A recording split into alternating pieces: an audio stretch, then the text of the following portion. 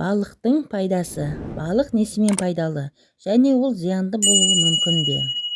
Сәлем достар, сіздерге балықтың пайдасы мен зияны туралы пайдалы деректер ұсынамын.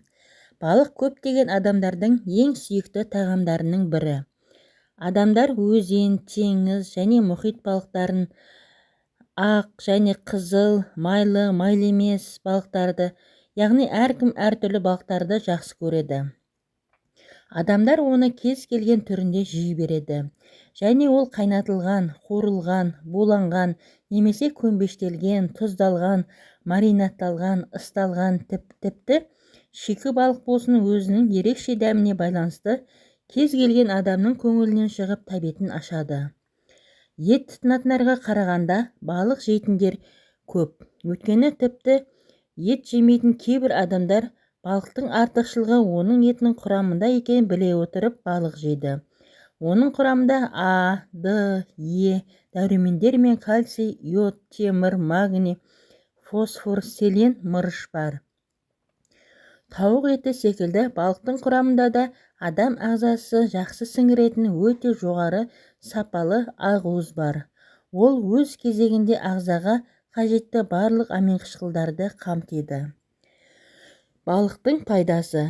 Ағза жоғары сапалы ақуызға қанығады. Қан ұю функциясы қалыпқа келеді. Қандағы холестеринді төмендетеді. Қалқанша безінің функциясының қалыпқа келтіріп, және оның ауруларының алдын алады. Көру қабілетін жақсартады.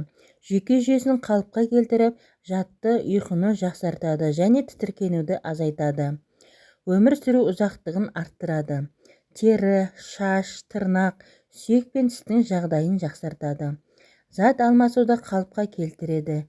Жүрек қан тамырлар ауруларының алдын алуға және жүрек қан тамырлар жүйесін нығайтуға ықпал етеді. Сондай-ақ балық жегеннен артық салмақ қосылмайды.